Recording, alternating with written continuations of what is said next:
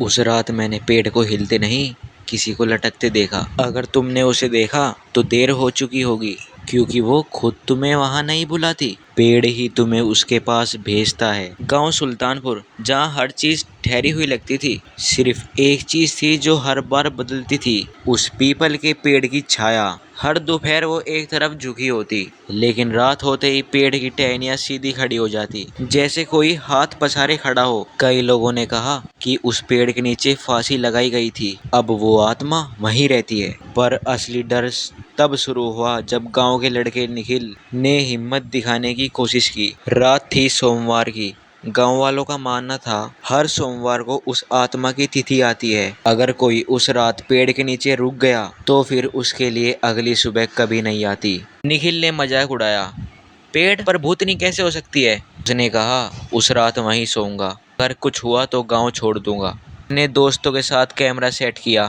Mobile की torch on की, वहां पर जाकर बैठ गया। पहले 1 घंटा शांति, फिर अचानक हवा तेज हुई, दुनिया जोर जोर से हिलने लगी, जमीन से हवा नहीं उठ रही थी।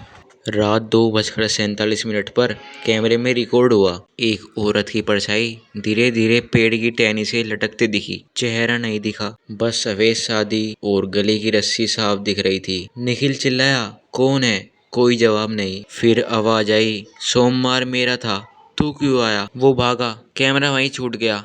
अगली सुबह जब दोस्त आए तो निखिल पेड़ की सबसे ऊपरी टहनी पर लटका मिला, जैसे किसी ने ऊपर खींचकर बिठा दिया हो। चेहरे पर गहरे नाखूनों के निशान और आंखें खुली हुई, लेकिन देखने लायक नहीं था। गांव के बुजुर्ग ने बताया, सालों पहले एक लड़की थी सावित्री, हर सोमवार को पीपल के पेड़ के नीचे पूजा करती थी। उसका मानना था कि उस पेड़ में देवी का वास है। पर हवेली का मालिक विक्रम ठाकुर उसे पसंद करने लगा। पर जब उसने मना किया, ठाकुर ने लोगों के सामने दिखावा किया, पूजा का बहाना किया और उसी रात सावित्री को फांसी दे दी। कहा जाता है सावित्री की आत्मा सोमवार को लौटती है और जिसे वो देख ले उसका सोमवार आखिरी बन जाता है। 2 हफ्ते बाद कुछ यूट्यूब ब्लॉगर्स ने हॉन्टेड ट्री चैलेंज नाम की वीडियो बनाई। उनका मकसद था डर का मजाक उड़ाना, पर वे नहीं जानते थे कि सावित्री कैमरा नहीं आत्मा पहचानती है। वीडियो में देखा गया, पेड़ की जड़ से धीरे धीरे एक हाथ निकलता है,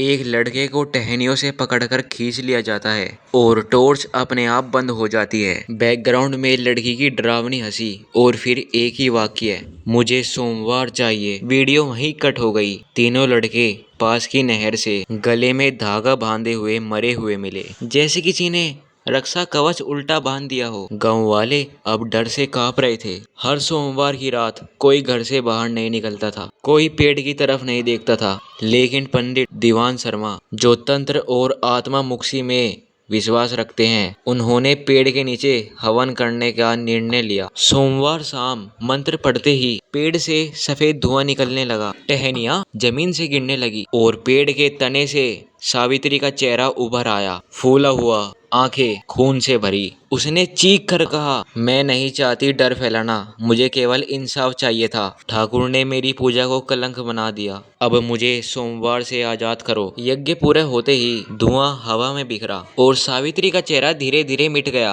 अब उस पेड़ के नीचे एक छोटी सी समाधि है। लोग वहां दिया जलाते हैं, खासकर सोमवार को। कहते हैं जो सच्चे मन से दिया जलाता है उसे कभी सपना नहीं आता। लेकिन एक बात आज भी सबको डराती है, अगर कोई झूठे मन से या मजाक के लिए वहां पर गया तो सावित्री वापस बुला ली जाती है, फिर अगला सोमवार तुम्हारा नहीं होता। अगर अगला सोमवार तुम्हारे पास सही सलामत पहुंच जाए तो समझ जाना सावित्री ने तुम्हें देखा तो था, पर छोड़ दिया।